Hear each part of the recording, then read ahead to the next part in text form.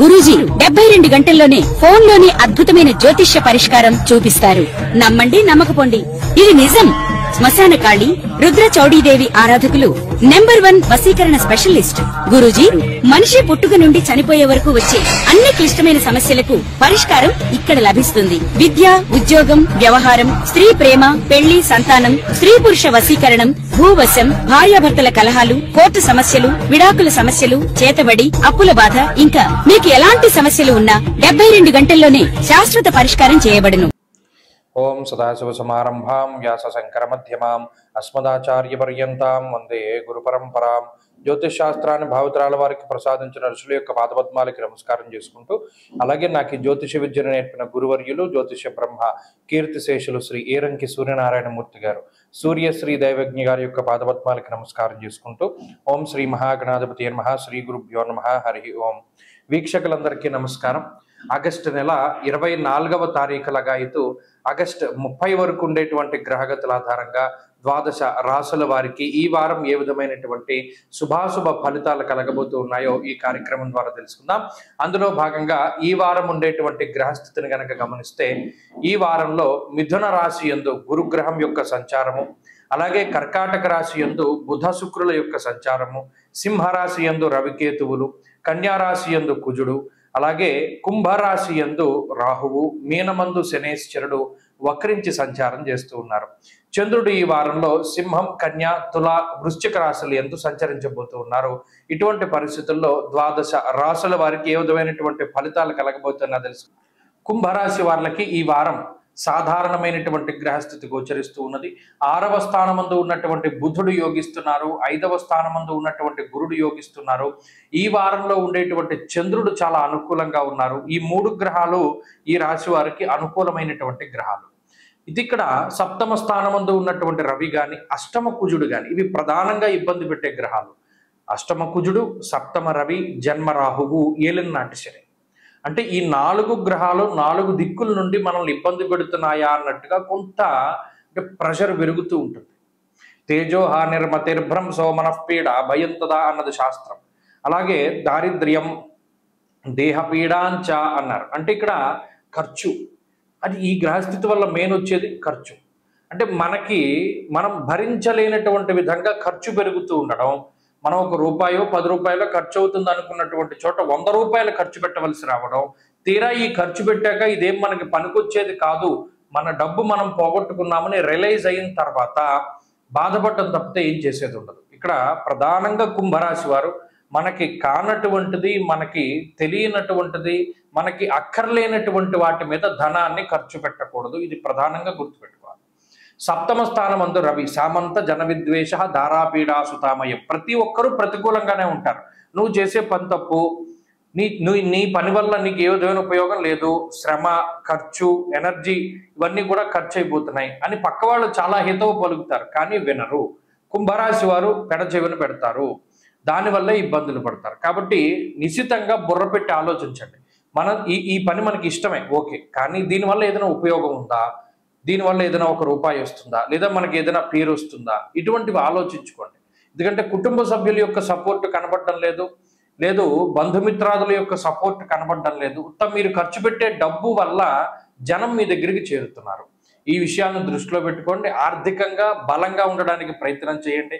అలాగే చదువు ఇంపాక్ట్ అవుతుంది, ప్రత్యేకించి దూర విద్య, విదేశీ విద్యలు ఎక్కువగా ఇంపాక్ట్ అవుతూ ఉంటాయి ఈ గ్రహస్థితి వల్ల. అంతేకాకుండా ఉద్యోగపరమైనటువంటి విషయాలపై ఎక్కువ శ్రద్ధ చూపించకపోవడం వల్ల ఇది స్వయంకృతాపరాధంలోకి వస్తుంది. ఎక్కువ ఉద్యోగంలో శ్రద్ధ పెట్టకపోవడం వల్ల సమస్యలు వస్తూ ఉంటాయి. కాబట్టి తగినటువంటి సమయాన్ని ప్రతిదానికి కేటాయించుకుంటూ వెళ్ళండి. మంచి ఫలితాలు సంప్రాప్తమవుతాయి. ఆరోగ్య పరిస్థితులు బాగున్నాయి. బుద్ధి గురువుల యొక్క పాదాల దగ్గర పెట్టేయగలిగితే ఆయనే దాన్ని ప్రచోదనం చేస్తాడు. కాబట్టి ప్రతిరోజు దక్షిణామూర్తి స్తోత్రాన్ని చదువుకోండి, మంచి ఫలితాలు సంప్రాప్తమవుతాయి. ఈ వారంలో కలిసి వచ్చేటువంటి రోజు బుధవారంగా చెప్పవచ్చును. అదృష్ట సంఖ్య 4, అదృష్ట వర్ణము లేత పసుపు రంగు.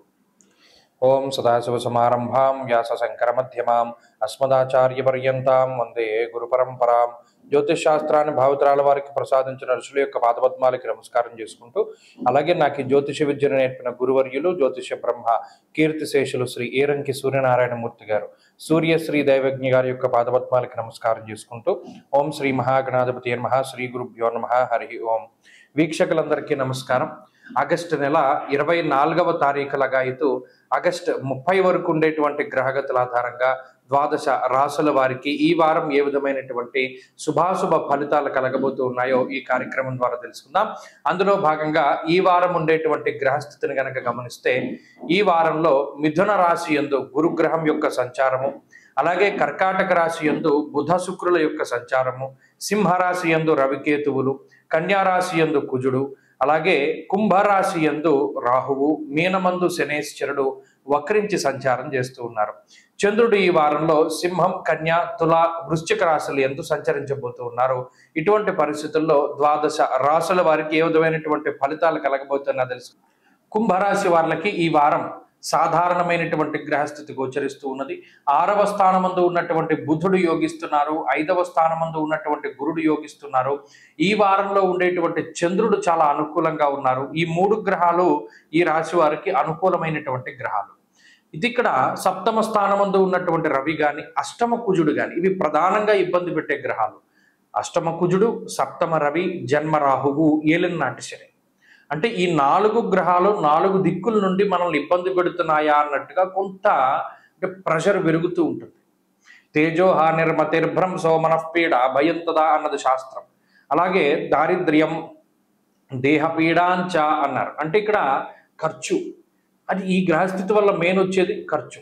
అంటే మనం భరించలేనటువంటి విధంగా ఖర్చు పెరుగుతూ ఉండడం. మనం 1 రూపాయో 10 రూపాయలో ఖర్చు అవుతుంది అనుకున్నటువంటి చోట 100 రూపాయలు ఖర్చు పెట్టవలసి రావడం. తీరా ఈ ఖర్చు పెట్టాక ఇదేం మనకి పనికొచ్చేది కాదు, మన డబ్బు మనం పోగొట్టుకున్నామని రియలైజ్ అయిన తర్వాత బాధపడటం తప్పితే ఏం చేసేది ఉండదు. ఇక్కడ ప్రధానంగా కుంభరాశి వారు మనకి కానటువంటిది, మనకి తెలియనటువంటిది, మనకి అక్కర్లేనటువంటి వాటి మీద ధనాన్ని ఖర్చు పెట్టకూడదు. ఇది ప్రధానంగా గుర్తుపెట్టుకోవాలి. 7వ స్థానమందు రవి, సామంత జన విద్వేష ధారాపీడా సుతామయ. ప్రతి ఒక్కరూ ప్రతికూలంగానే ఉంటారు. నువ్వు చేసే పని తప్పు, నీ పని వల్ల నీకు ఏ విధమైన ఉపయోగం లేదు, శ్రమ, ఖర్చు, ఎనర్జీ ఇవన్నీ కూడా ఖర్చు అయిపోతున్నాయి అని పక్క వాళ్ళు చాలా హితవు పలుకుతారు, కానీ వినరు. కుంభరాశి వారు పెడచెవిన పెడతారు, దానివల్ల ఇబ్బందులు పడతారు. కాబట్టి నిశ్చితంగా బుర్ర పెట్టి ఆలోచించండి. ఈ పని మనకి ఇష్టమే, ఓకే, కానీ దీనివల్ల ఏదైనా ఉపయోగం ఉందా, దీనివల్ల ఏదైనా 1 రూపాయి వస్తుందా, లేదా మనకి ఏదైనా పేరు వస్తుందా, ఇటువంటివి ఆలోచించుకోండి. ఎందుకంటే కుటుంబ సభ్యుల యొక్క సపోర్ట్ కనబడడం లేదు, బంధుమిత్రాదుల యొక్క సపోర్ట్ కనబడడం లేదు. మీరు ఖర్చు పెట్టే డబ్బు వల్ల జనం మీ దగ్గరికి చేరుతున్నారు. ఈ విషయాలను దృష్టిలో పెట్టుకోండి. ఆర్థికంగా బలంగా ఉండడానికి ప్రయత్నం చేయండి.